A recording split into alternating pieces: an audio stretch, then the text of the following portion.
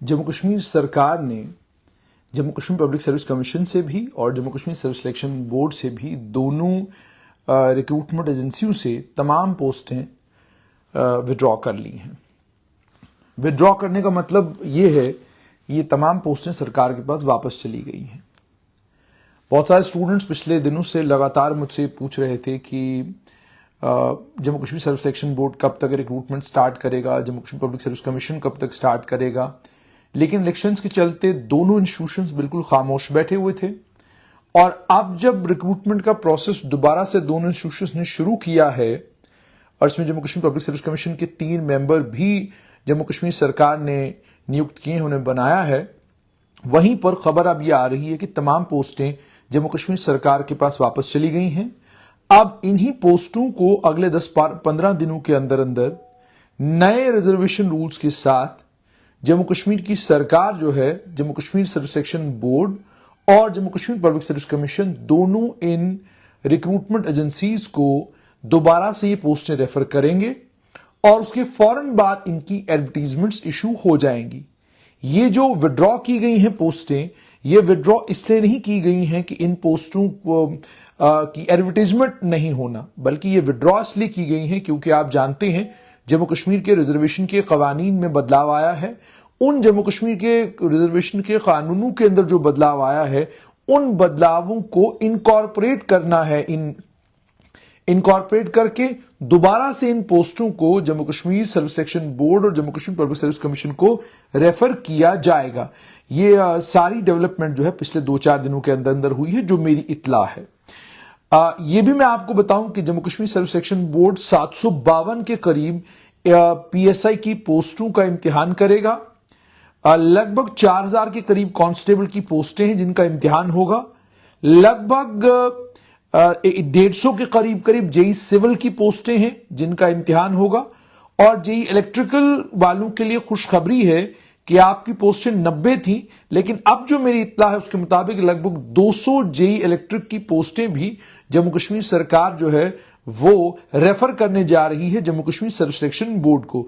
उसके अलावा 150 के करीब पोस्टें जेई जल शक्ति की भी हैं जो जम्मू कश्मीर की सरकार रेफर करने जा रही है। तमाम पोस्टें ऑलरेडी रेफर हो चुकी थी लेकिन इन्हें विड्रॉ किया गया है।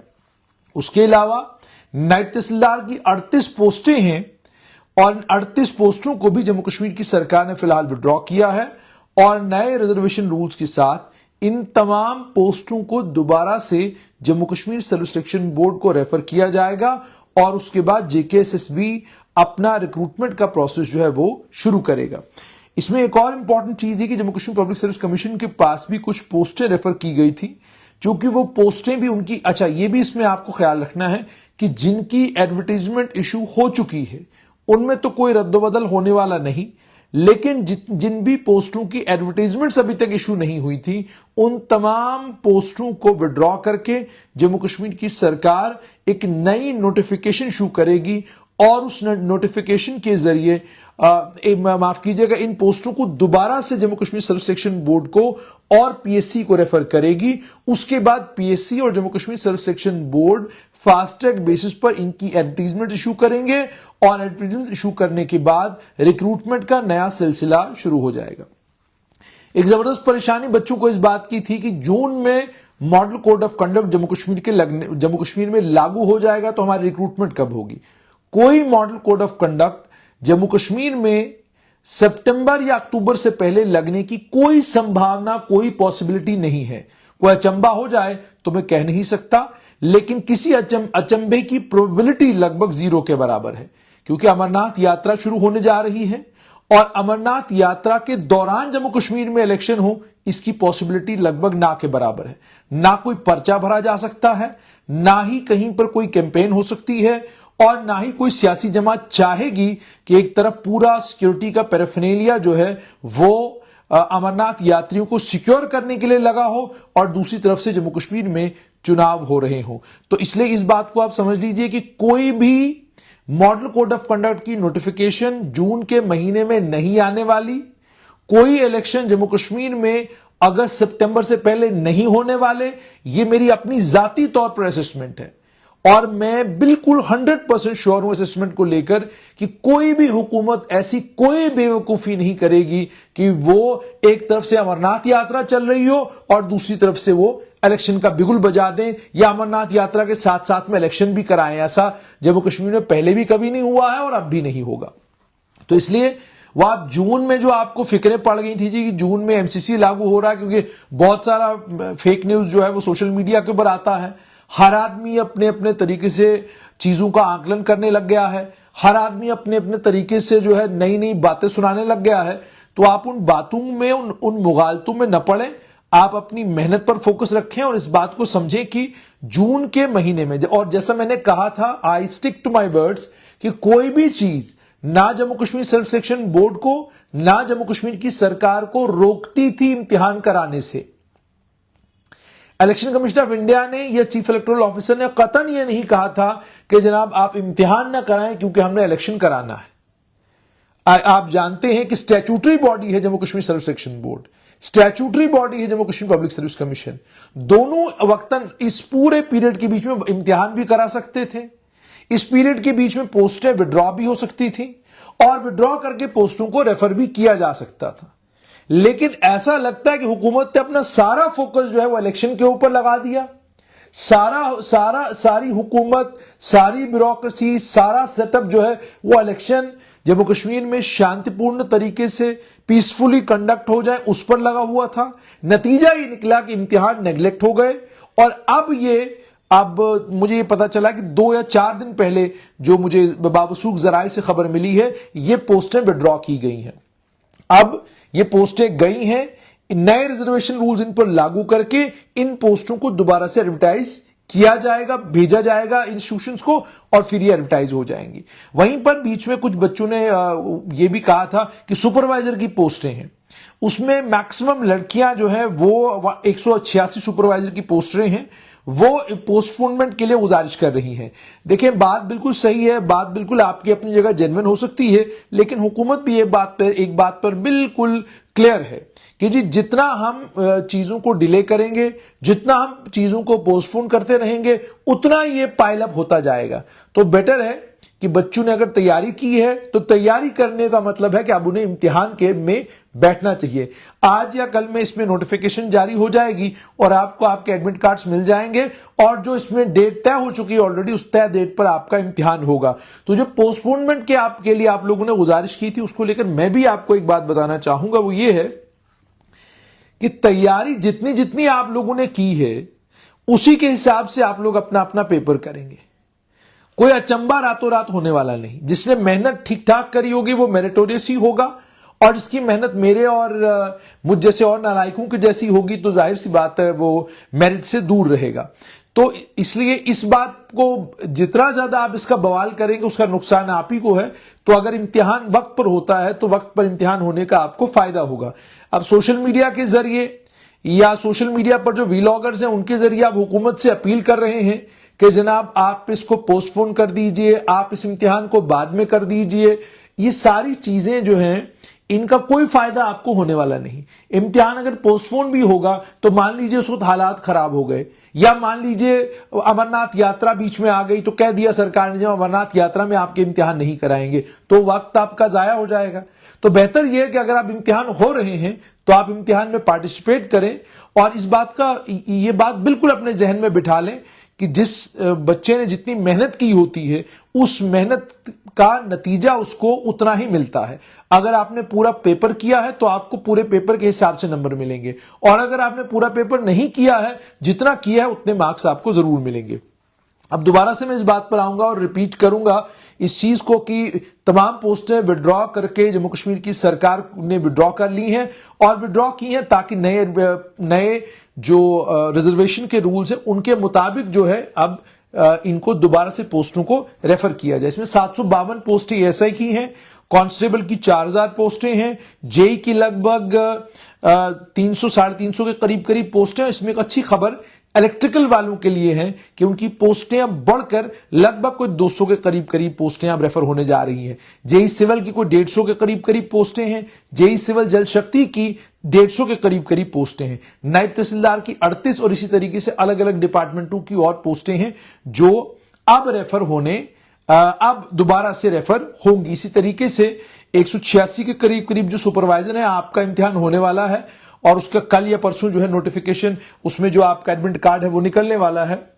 और दूसरा, पीएससी में भी जो पोस्टें पीएससी को भेजी गई थी वो भी सरकार ने विड्रॉ कर ली हैं और उन पोस्टों को भी नए जो रिजर्वेशन रूल्स है उनके एन मुताबिक उन पोस्टों को दोबारा से पीएससी को रेफर किया जाएगा। लेकिन अब इसमें भी एक पेज है बड़ा इंटरेस्टिंग। वो इंटरेस्टिंग पेज इसमें यह है कि रिजर्वेशन के रूल्स को चैलेंज किया गया है ऑलरेडी कोर्ट में। रिजर्वेशन रूल्स को कैसे चैलेंज किया गया है कि एसटी जो पहाड़ी कबीला को मिला है उसे गुजर बकरवाल कबीला के लोगों ने चैलेंज किया है, और जो ये 70% के करीब करीब रिजर्वेशन गया है उसको भी चैलेंज किया जा रहा है कोर्ट में। तो अगर कोर्ट से कोई डायरेक्शन आ गई तो ये मामला और पेचीदा हो जाएगा। उसके अलावा बहुत सारे स्टूडेंट्स जो मुझे मिले जिनसे मेरी बात हुई, उन्होंने कहा जी कि जो पीएसआई के लिए एज क्राइटेरिया है वो सरकार तब्दील नहीं कर रही है। वो कह रहे हैं जी एज क्राइटेरिया कम से कम 32 साल तक तो कम से कम मौका मिलना चाहिए। मेरा जाती तौर पर यह मानना है कि 34 साल तक आप मौका दे सकते हैं। तो इस रिजर्वेशन के कानून का ख्याल करते हुए और इस बात का ख्याल करते हुए कि पिछले 10 साल में आपने कुल 2 बार पुलिस में एएसआई की भर्ती करी हुई है और ये आप तीसरी बार भर्ती करने जा रहे हैं, अगर इसमें 2 साल की बजाय 4 साल की एज की रिलैक्सेशन मिलती है, बहुत सारे बच्चों को कंपीट करने का मौका मिलेगा। यह जरूरी नहीं है कि वो सिलेक्ट हो जाएं, यह जरूरी नहीं है कि वो कामयाब हो जाएं, लेकिन अगर उनको मौका मिलता है तो कम से कम उन्हें कल ये कहने का मौका नहीं मिलेगा कि हमको मौका मिला होता तो हम भी इस रिक्रूटमेंट प्रोसेस में पार्टिसिपेट करते। तो फिलहाल खबर यही है कि सारे का सारा रिक्रूटमेंट प्रोसेस जो है जम्मू कश्मीर की सरकार दोबारा से अगले 15 दिन के अंदर अंदर शुरू करने जा रही है। मगर अफसोस की बात सिर्फ ये कि इलेक्शन की जो 3 महीने थे जिनमें कोई कदगन जम्मू कश्मीर सरकार के ऊपर, किसी रिक्रूटमेंट एजेंसी के ऊपर कोई कदगन, कोई रोकथाम नहीं थी कि आप इम्तिहान ना करवाएं। लेकिन हुकूमत है, उन्हें लगा पहले जम्मू कश्मीर में इलेक्शन करवाए जाएं और इलेक्शन अगर कामयाब हो गए और इसमें किसी किस्म कोई आतंकी हमला नहीं हुआ, कुछ नहीं हुआ, बड़ी तादाद में लोग वोट डालने के लिए निकले, तो इंटरनेशनल लेवल पर जो देश की छवि और जम्मू कश्मीर की छवि है वो बिल्कुल तब्दील हो जाएगी। और उसके बाद शायद टूरिस्टों का भी तांता लगा हुआ है कश्मीर में, शायद वो भी एक वजह है। और उसके बाद हम अमरनाथ यात्रा भी आने वाली है। तो इतनी सारी चीजें एक साथ हो रही हैं।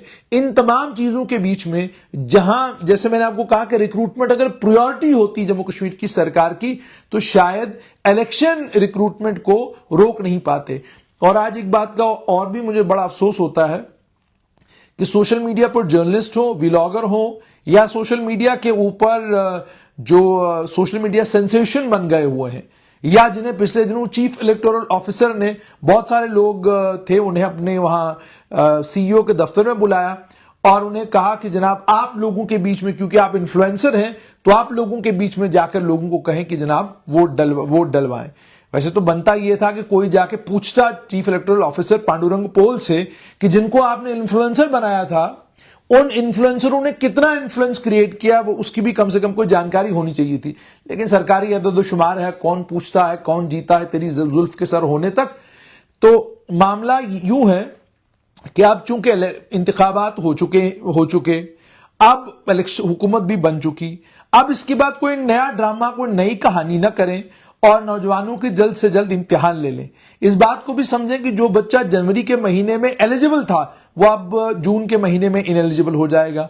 आपकी एडवर्टीजमेंट जुलाई में आ गई तो जून तक जो एलिजिबल था वो जुलाई में इनएलिजिबल हो जाएगा। जो जुलाई में एलिजिबल था अगर आपकी अगस्त में आ गई तो वो बेचारा मारा जाएगा, वो क्या कहते हैं, अगस्त में भी वो इम्तिहान में, जुलाई में ही इनएलिजिबल हो जाएगा, अगस्त में इम्तिहान में बैठ नहीं पाएगा। तो ये जितना जितना आप डिले करते हैं, जितना जितना ये अननेसेसरी किस्म का ओवरबर्डनिंग है सिस्टम की, इस अननेसेसरी ओवरबर्डन के कारण जो है रिक्रूटमेंट जम्मू कश्मीर की जो है बहुत बुरे तरीके से इंपैक्ट हो रही है, बहुत बुरे तरीके से असरअंदाज हो रही है। सरकारी बाबुओं की अपनी परेशानियां हैं, उनके अपने मसले मसाइल हैं। तो चलिए उन मसले मसाइल में फिलहाल नहीं जाते हैं, लेकिन फिलहाल सिर्फ ये कि हुकूमत कम से कम रिक्रूटमेंट को प्रायोरिटाइज करे, बच्चों की परेशानियों को समझे, बच्चों को ट्विटर और सोशल मीडिया के जरिए अलग अलग इन्फ्लुएंसर्स तक पहुंचना पड़ता है, अलग अलग लोगों तक पहुंचना पड़ता है कि जनाब आप हमारी दादरसी करें, आप हुकूमत को कहें कि जनाब वो रिक्रूटमेंट दोबारा से शुरू कर दे, आप हुकूमत को कहें कि जनाब क्या बना वो पीएसआई की पोस्टें आपने रेफर की थी, कब तक आप उनके इम्तिहान करवाने जा रहे हैं। और बच्चों से भी मेरी ये गुजारिश है कि जनाब अभी आपने दबा के वोट दिए हैं, जुगल किशोर को, डॉक्टर जितेंद्र सिंह को आपने जितवाया है, इंजीनियर रशीद को आपने जितवाया है, आगा सैयद रूहुल्ला को आपने, मियां अल्ताफ को जितवाया है। अब ये आपके रहनुमा और रहबर हैं, इनको जरा फोन कर करके कहें कि जनाब आप करें ट्विटर पे ट्वीट, आप हुकूमत के साथ ये टेकअप करें कि क्यों, क्या मसला है जी, ये क्यों क्या कहते हैं इम्तिहान कराने में इतना डिले हो रहा है। ये इन लोगों की जिम्मेदारी है। आप लोग गलत एड्रेस पर चले आते हैं, आप लोग कहते हैं जी आप ये हमारी बात उठाएं। बात उठाना जर्नलिस्ट का काम नहीं है। बात उठाना, किसी इशू के ऊपर बात करना, यह काम आपके रहनुमाओं का है। अगर श्रीनगर के बच्चे बात करना चाहते हैं तो उनकी तरफ से आगा सईद रूहुल्ला बात करेंगे। रजौरी पुंछ के बच्चों की परेशानी अब मियां अल्ताफ को सुननी है, अनंतनाग के बच्चों की परेशानी अब मियां अल्ताफ को सुननी है। वो चाहे वांगत लार बैठ के वो परेशानी सुने या रजौरी में क्या कहते हैं डाक बंगले में बैठकर परेशानी सुने, पर सुननी उन्होंने ही है। इसी तरीके से जम्मू के बच्चों की आवाज, जम्मू के बच्चों की दुख, उनका तकलीफ, वो सुनना जुगल किशोर ने है। अगर बात करें उधमपुर डोडा की तो डॉक्टर जितेंद्र सिंह को सुनना है। उनको ये आपके मुद्दे जो है वो रेज करने हुकूमत के साथ, उनको टेकअप करना है ये एलजी के साथ, उनको टेकअप करना है ये हुकूमत के साथ। लेकिन अफसोस ये है कि उनके साथ कोई राब्ता नहीं है। उनके साथ ये पीछे की परेशानी तो ठीक थी जब तक आपने वोट नहीं दिया था। अब आप वोट दे चुके, अगर अब भी वो आपका फोन नहीं उठाते, अगर अब भी वो आपसे बात करने के लिए तैयार नहीं, अगर अब भी वो आपकी आवाज सुनने के लिए तैयार नहीं, तो फिर ट्विटर के ऊपर बम नेताओं को लेकर आप क्यों करते हैं? फिर आपस में लड़ाइयां क्यों कर रहे हैं नेताओं को लेकर आप? तो इसलिए ये, जैसे मैंने आपको कहा कि जहां तक हमारा ताल्लुक है एज ए जर्नलिस्ट, जो चीज मुझ तक पहुंची मैंने आप तक पहुंचा दी कि ये इतनी पोस्टें हैं और ये सब विड्रॉ हुई हैं, नए रिजर्वेशन रूल्स के साथ ये दोबारा आएंगी। तो स्टेटस ऑफ रिक्रूटमेंट आप पूछ रहे हैं, वही मैं बता रहा हूं। मैंने आपको कहा कि अब आप 15-20 दिन तक, आप यूं समझ लीजिए 1 महीना ले लीजिए कम से कम, हुकूमत के पास गई हैं पोस्टें, नए रिजर्वेशन रूल्स के साथ ये दोबारा आएंगी जेकेएसएसबी और पीएससी के पास, और उसके बाद ये रिक्रूटमेंट अब दोबारा से शुरू होगी। तो कहने का मतलब ये है कि ये जो पीछे 3 महीने का वक्त मार्च से लेकर जून तक हुकूमत को मिला था, इसमें हुकूमत एक चिट्ठी लिखती जेकेएसएसबी को कि भैया हमें पोस्टें सारी हम वापस दे दो, तो अभी तक ये सारा सिलसिला हल हो गया होता।